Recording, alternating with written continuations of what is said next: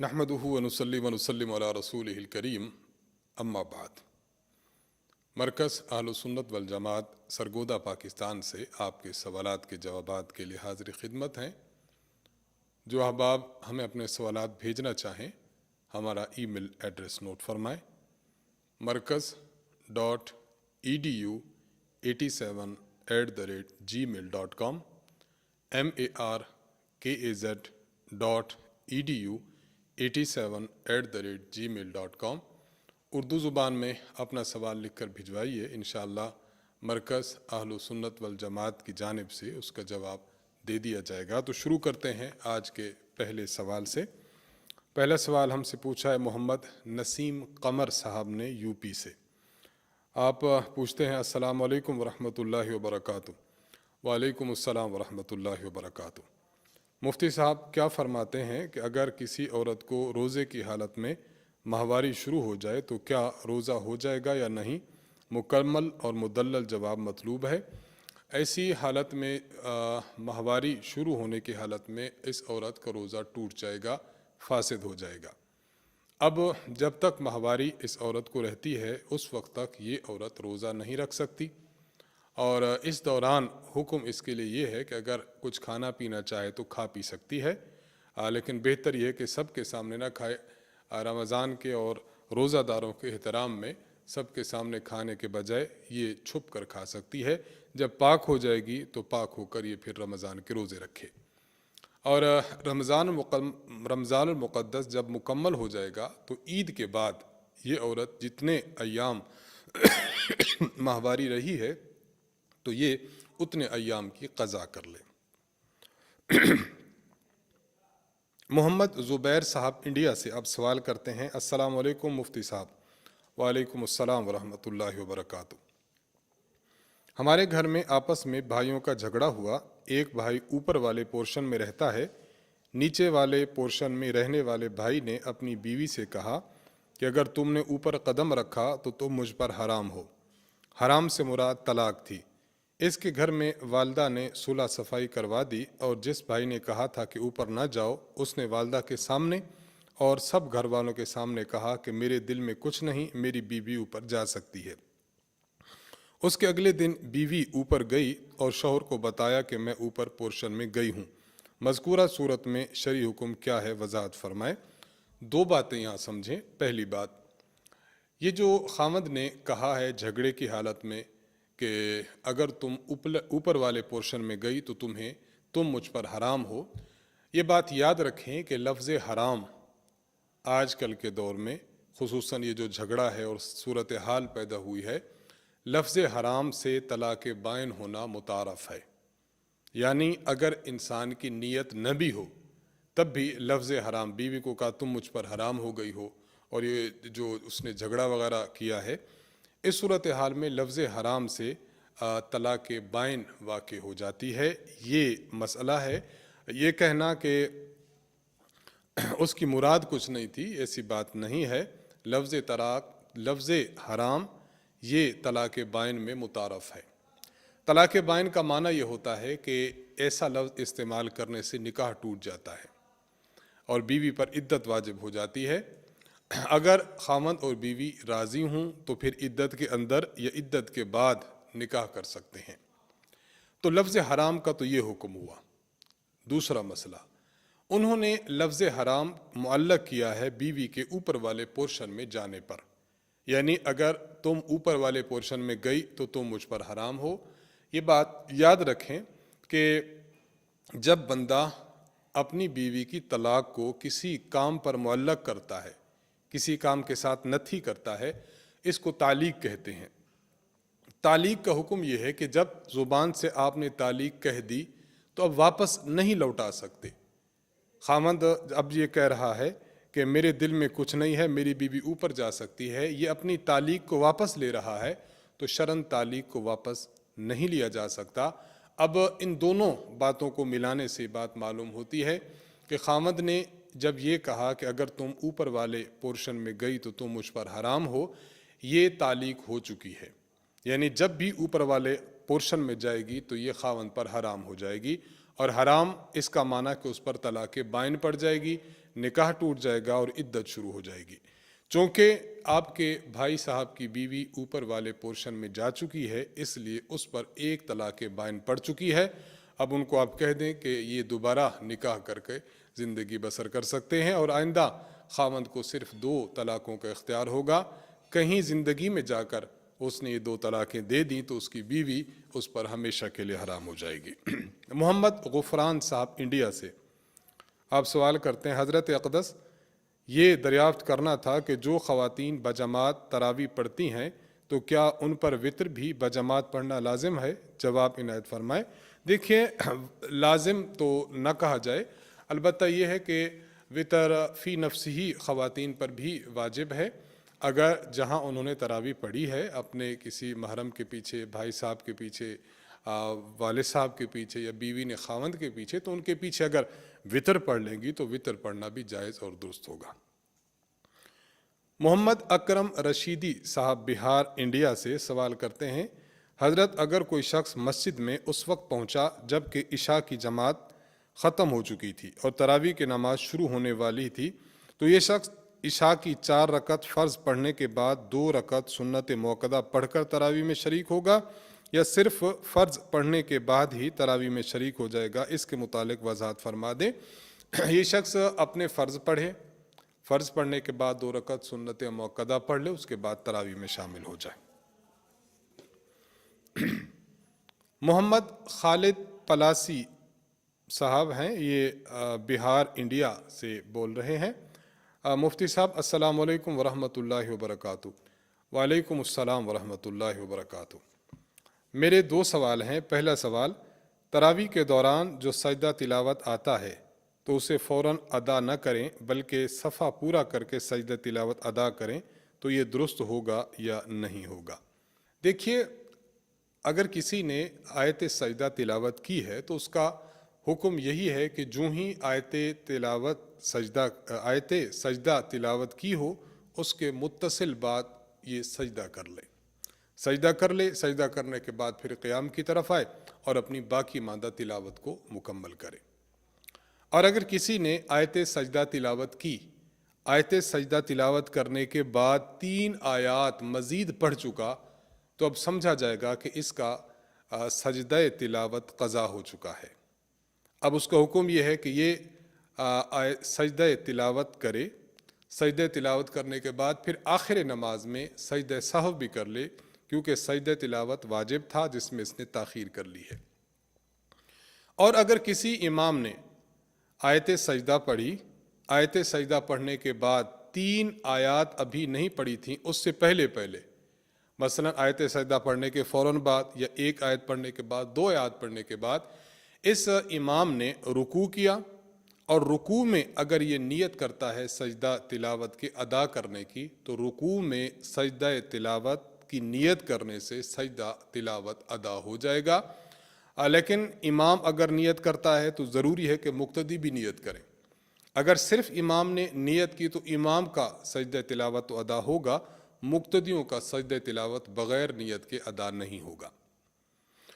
اور اگر امام نے آیت تلاوت سجدہ کی، پھر اس کے بعد 3 آیات پڑھنے سے پہلے اس شخص نے جو ہے وہ رکوع کیا، اس میں اس نے سجدہ تلاوت کی ادا کرنے کی نیت نہیں کی، اس کے بعد اس نے سجدہ کیا، تو سجدہ کرنے میں اگر یہ سجدہ تلاوت کے ادا کرنے کی نیت نہ بھی کرے تب بھی اس کا سجدہ تلاوت ادا ہو جائے گا۔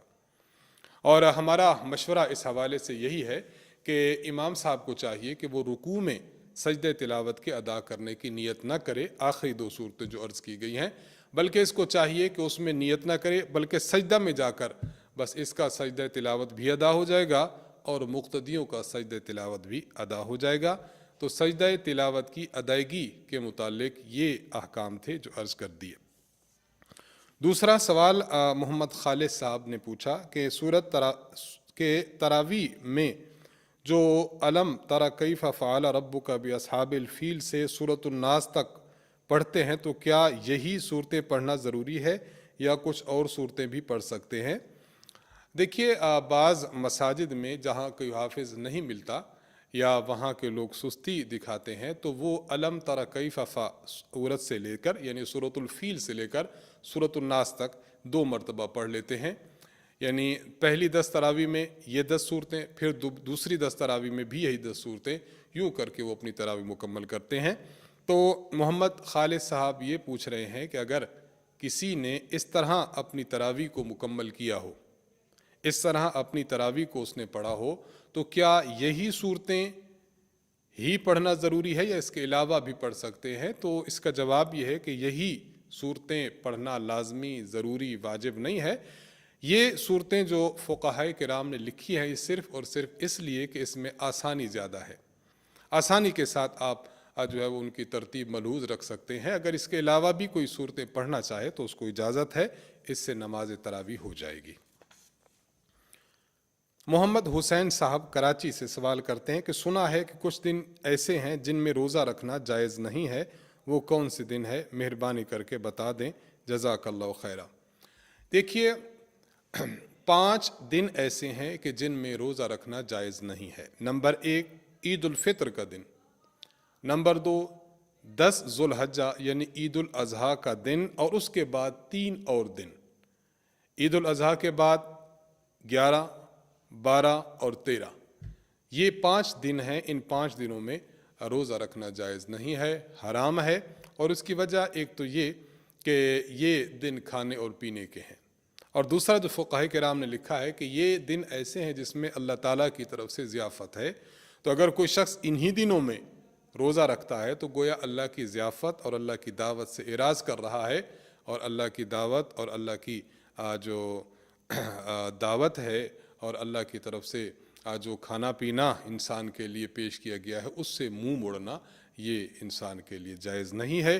اس لیے ان 5 دنوں میں روزہ رکھنا جائز نہیں ہے. شاہ زیب صاحب سندھ سے آپ سوال کرتے ہیں کہ جان بوجھ کر روزہ توڑنے کا کیا حکم ہے؟ مطلب اگر کسی نے جان بوجھ کر روزہ توڑ دیا تو اب اس کو کیا کرنا ہوگا؟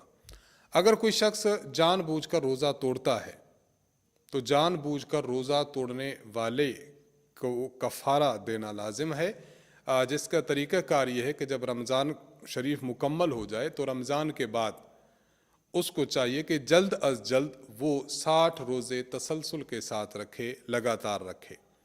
60 روزے رکھے گا تو اس کا رمضان المقدس میں جو جان بوجھ کر روزہ توڑا ہے اس کا کفارہ اس کا ہو جائے گا. اور 60 روزے جب رکھے گا تو ان کو پے در پے لگاتار رکھنا ضروری ہے. درمیان میں ایک روزہ بھی اگر چھوڑ دیا تو پھر اس کو تسلسل ٹوٹ جائے گا، دوبارہ سے اس کو روزے رکھنا پڑیں گے. اور اگر کوئی خاتون ہے اس کو درمیان میں مینسز آ جاتے ہیں تو مینسز کی وجہ سے تسلسل نہیں ٹوٹے گا. مینسز کے ڈیز ختم ہو جائیں تو اس کے بعد پھر تسلسل جو ہے وہ جڑ جائے گا اور وہ اپنے روزے مکمل کر لے. تو اس طریقے سے رکھا جا سکتا ہے. مزید اگر اس حوالے سے کوئی ابہام ہو تو دوبارہ سوال کر کے جواب حاصل کر سکتے ہیں. سلامت علی صاحب بنو سے سوال کرتے ہیں مفتی صاحب میں معدے کا مریض ہوں. پہلے روزے تو میں نے اچھے طریقے سے رکھے لیکن اب روزہ رکھنا میرے لیے مشکل ہو رہا ہے، کیا میں روزوں کا فدیہ دے سکتا ہوں؟ اگر آپ کی صورتحال ایسی ہو چکی ہے کہ آپ ان دنوں میں روزہ بالکل یا نہیں رکھ سکتے، بیماری بڑھ جاتی ہے، برداشت کر ہی نہیں سکتے، تو ان دنوں میں روزہ نہ رکھیں. جب آپ اچھے ہو جائیں تو اس وقت روزہ رکھیں. اور اگر آئندہ بھی ڈاکٹر سے آپ نے مشورہ کیا آپ کو روزہ رکھنے کی امید ہی نہیں ملتی تو پھر انسان فدیہ ادا کر سکتا ہے. لیکن اگر زندگی کے کسی حصہ میں جا کر آپ کو روزہ رکھنے کی توفیق مل گئی تو پھر اور اس کی صحت ہوگی تو روزہ رکھنا لازم ہوگا، پھر دیا ہوا فدیہ یہ نفل ہو جائے گا. اور ہماری عرض ہے اس حوالے سے کہ اگر معدے کا چھوٹا موٹا مسئلہ ہے تو روزہ رکھ لینا چاہیے، اور ہائی کوالٹی کا کوئی ایسا مسئلہ آ چکا ہے تو ڈاکٹر سے کنسلٹ کرنا چاہیے، اس کے بعد ہی کوئی فیصلہ کرنا چاہیے. محمد جمیل صاحب کرناٹک انڈیا سے سوال کرتے ہیں کہ میں نے سحری کھائی، پھر فجر کی نماز پڑھی، پھر سو گیا، مجھے احتلام ہو گیا، میں نے غسل تو کر لیا لیکن ڈاؤٹ ہے روزہ کے متعلق. دیکھیے اگر آپ نے غسل کر لیا ہے تو پھر درست ہو گیا. احتلام کی وجہ سے روزہ نہیں ٹوٹا کرتا، آپ کا روزہ بالکل درست ہے.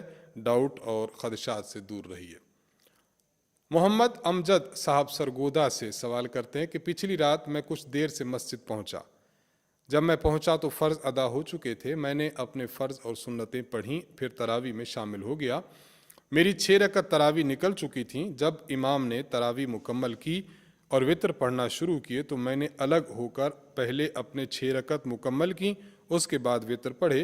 क्या इससे वितर हो गए या मैं क्या तरतीब अपनाता? बराए मेहरबानी जवाब इनायत फरमाएँ। अगर आप ऐसी हालत में पहुँचे हैं कि इमाम साहब के साथ आपकी तरावी हुई लेकिन कुछ रकतें आपकी रह गईं, तो आपको ये चाहिए कि आप वितर भी इमाम साहब के साथ पढ़ लें। वितर पढ़ने के बाद आपकी जितनी तरावी रहती है, जिस तरह आपने 6 अदद तरावी लिखी है, तो 6 तरावी आप वितर पढ़ने के बाद पढ़ लीजिए, इस तरह दुरुस्त हो जाएगा। तो वितर इमाम साहब के साथ पढ़ लें। ज़ैनुद्दीन साहब चकवाल से सवाल करते हैं कि मेरा एक दोस्त है जो कि हाफिज़ है। वो एक मस्जिद में तरावी पढ़ाता है। एक और जगह से उन्हें ऑफ़र आई है कि आप हमारे यहाँ भी तरावी पढ़ाएं। वो पूछ रहा है कि क्या मैं एक जगह तरावी पढ़ाकर दूसरी जगह भी पढ़ा सकता हूँ? बिल्कुल नहीं पढ़ा सकते। तरावी सुन्नत मुअक्कदा है। आपने सुन्नत मुअक्कदा एक मरतबा जब पढ़ लिए तो वो आपकी जानिब से अदा हो गए। अब आप अगर दूसरी जगह जाकर नमाज पढ़ाते हैं तो दूसरी जगह चूँकि आप पहले तरावी पढ़ चुके हैं तो ये रकतें आपकी तरावी नहीं होंगी, ये आपकी नफल होंगी। और जो आपके पीछे लोग खड़े होंगे उनकी नीयत होगी तरावी की यानी सुन्नत मुअक्कदा की। तो नफल इनका दर्जा कम है और सुन्नत मुअक्कदा इनका दर्जा आला है।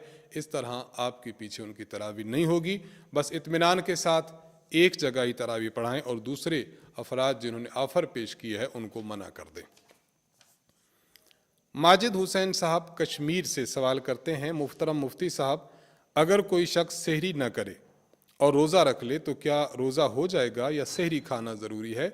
देखिए, सहरी खाना मसनून है। अगर किसी को तलब नहीं है और वो सहरी खाए बग़ैर रोज़ा रख लेता है तब भी दुरुस्त है, कुछ उसके रोज़ा को फ़र्क नहीं पड़ेगा। अलबत्ता बतौर मशवरा ये बात अर्ज़ की जाती है कि जिस शख्स को सहरी की बिल्कुल तलब ना हो तो 1-2 खजूरें खा ले, एक आध लुकमा खा ले, 2-4 घूंट पानी के, लस्सी के, शरबत के पी ले, इस नीयत से कि मैं नबी अलैहिस्सलाम के इत्तिबा में सहरी खा रहा हूँ। इंशाअल्लाह ज़्यादा उसको खाना भी नहीं पड़ेगा और सहरी खाने का सवाब भी इंशाअल्लाह उसे मिल जाएगा। उम्मे हबीबा साहिबा बिहार इंडिया से सवाल करती हैं कि एक औरत के यहाँ बच्चा पैदा हुआ है, ब्लीडिंग थोड़ी थोड़ी हो रही है, उसके लिए रोज़ा का क्या हुक्म है? आया कि वो रोज़ा रखे या नहीं? देखिए, जिस औरत को बच्चा पैदा होता है और उसके बाद जो खून आता है, इस खून को निफास का खून कहा जाता है। निफास का खून जब तक जारी हो तो उसमें रोज़ा भी नहीं रखा जा सकता और नमाज भी नहीं पढ़ी जा सकती। नमाज पढ़ना भी जायज़ नहीं, रोज़ा रखना भी जायज़ नहीं।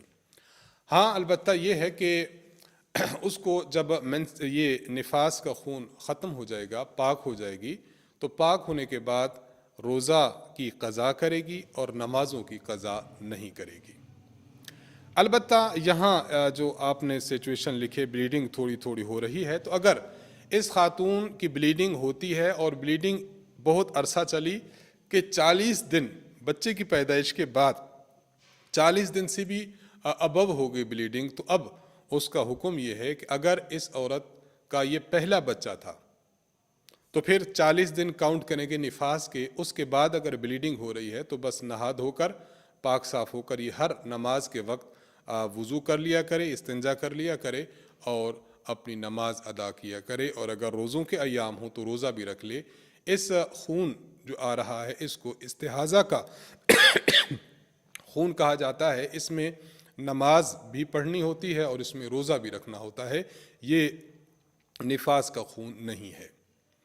और अगर बच्चे की पैदाइश के 40 दिन बाद खून बढ़ा है लेकिन देखा गया कि इस औरत का पहले भी बच्चा है और पहले बच्चे की पैदाइश पर उसको कितने दिन ब्लीडिंग रही है, मसलन उसको 30 दिन रही, तो अब ये समझेंगे कि 40 दिन जो खून आया इनमें से 30 दिन निफास का था और जो 10 दिन है वो इस्तिहाज़े का था। 10 दिनों में अगर इसने नमाज जो है रोज़ा के अय्याम थे तो रोज़ा की क़ज़ा करेगी। और अगर नमाज़ों کو بھی اس نے ظاہری باتیں چھوڑا ہوا تھا تو ان 10 دنوں کی نمازوں کی بھی قضا کرے گی، کیونکہ یہ استحاضہ کے دن ہیں۔ اور اگر کسی خاتون کو بچے کی ڈلیوری کے بعد 40 دن سے کم خون آیا، مثلا 20 دن، 15 دن، 25 دن، 30 دن، تو یہ سارے کے سارے ایام نفاس کے شمار ہوں گے۔ جو ہی پاک ہوگی تو پاک ہونے کے بعد روزہ رکھنا شروع کر دے، اور اگر نفاس کے ایام میں کوئی روزہ آ چکا تو اس کی رمضان کے بعد قضا کر لے۔ یہ تھوڑی سی تفصیل ہے جو ہم نے عرض کر دی ہے، اسے سنیے اور اپنے مسئلے پر عمل کیجیے۔ زاہد خان صاحب نے کشمور سے سوال کیا ہے کہ مسافر کے لیے روزہ کا کیا حکم ہے؟ نہ رکھے تو اجازت ہے یا رکھنا ضروری ہے؟ نہ رکھے تو اس کو اجازت ہے کہ نہ رکھے، اس پر مسافر ہونے کی حالت میں روزہ رکھنا ضروری نہیں ہے۔ البتہ اگر روزہ رکھ لے گا تو بہتر ضرور ہے۔ اللہ تعالیٰ کا ارشاد ہے وَأَن تَصُومُوا خَيْرٌ لَكُمْ، کہ تم اس حالت میں بھی اگر روزہ رکھتے ہو تو روزہ رکھنا تمہارے لیے بہتر ضرور ہے۔ آرام دہ سفر ہو یا مشقت والا ہو، دونوں صورتوں میں اجازت ہے کہ روزہ نہ رکھے، لیکن اگر سفر آرام دہ ہے اور مشقت والا بھی ہے لیکن زیادہ نہیں ہے تو ان صورتوں میں روزہ رکھ لے تو اچھا ضرور ہوگا۔ فیض محمد سندھی صاحب آپ سوال کرتے ہیں کہ دو سوال ہیں آپ کے۔ امام صاحب نے پہلی رکعت میں ثنا نہیں پڑھی، اس کے لیے کیا حکم ہے؟ اور قعدہ میں دعا بھی نہیں کی، اس کے لیے کیا حکم ہے؟ دیکھیے، اگر ثنا نہیں پڑھتا یا قعدہ میں دعا نہیں کرتا تو یہ سنت کا تارک ہے، سنت کا ثواب اس شخص کو نہیں ملے گا۔ بہتر یہی ہے کہ سال بعد تراویح آتی ہے، 2-4 منٹ زیادہ ہی لگ جاتے ہیں، اور کیا ہوتا ہے تو انسان اپنی تراویح کو، سنت ہے، اس کے آداب ہیں، مستحبات ہیں، ان تمام کے ساتھ ادا کرے تو انشاءاللہ العزیز اللہ کے ہاں بڑے اجر و ثواب کا مستحق ٹھہرے گا۔ آپ کا دوسرا سوال یہ ہے کہ امام نے اگر سجدے تلاوت والی آیت پڑھ لی اور رکوع میں چلا جائے تو کیا اس طرح سجدہ رکوع میں ادا ہو جائے گا؟ اگر رکوع میں جا کر اس نے سجدہ کے ادا کرنے کی نیت کی ہو تب تو اس کا سجدہ ادا ہو جائے گا، سجدہ تلاوت، وگرنہ اگر یہ سجدہ میں جب جائے گا تو پھر تو بہرحال ادا ہو ہی جائے گا، لیکن شرط یہی ہے کہ آیت سجدہ تلاوت کرنے کے متصل بعد وہ رکوع اور سجود میں چلا گیا ہو۔ ابو نصیبہ صاحب میانمار سے سوال کرتے ہیں کہ عذر کی حالت میں نماز تراویح کو کرسی پر بیٹھ کر پڑھنا افضل ہے یا زمین پر بیٹھ کر پڑھنا افضل ہے؟ رہنمائی فرمائیں۔ اگر واقعتاً اس کو عذر ہے، عذر کا معنی کہ وہ شخص زمین پر بیٹھ کر بھی سجدہ نہیں کر سکتا، یعنی اپنے ماتھے کو زمین پر ٹکا کر سجدہ نہیں کر سکتا، تو یہ معذور ہے۔ یہ کرسی پر بیٹھ کر نماز پڑھے تب بھی درست ہے، اور بیٹھ کر زمین پر بیٹھ کر اشارے کے ساتھ سجدہ اور رکوع کا اشارہ کرے تب بھی درست ہے۔ لیکن آپ نے جو سوال پوچھا افضل کیا ہے، تو افضل بہرحال یہی ہے کہ کرسی کے بجائے انسان زمین پر بیٹھ کر رکوع اور سجدے کا اشارہ کرے، کیونکہ معذور ہے تو یہ تقوی کے بھی زیادہ قریب ہے اور پرہیزگاری کے بھی زیادہ قریب ہے اور تواضع کے بھی زیادہ قریب ہے۔ اس لیے کرسی پر بیٹھ کر نماز پڑھنے کے بجائے زمین پر اس قسم کے عذر والا شخص نماز پڑھے۔ آخری سوال ہم سے پوچھا ہے بنت ابو ذر صاحبہ نے یو پی انڈیا سے، پوچھتی ہیں کہ 1 کوئنٹل گندم کا عشر کتنا ہوگا؟ یعنی 1 کوئنٹل گندم میں کتنے گندم بطور عشر کے نکالی جائے گی؟ 1 کوئنٹل 100 کلو کا ہوتا ہے۔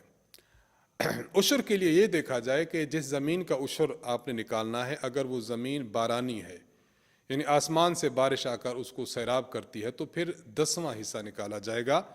100 کلو کا 10واں حصہ 10 کلو ہے، اب 10 کلو نکالیں گے، یعنی کامل عشر۔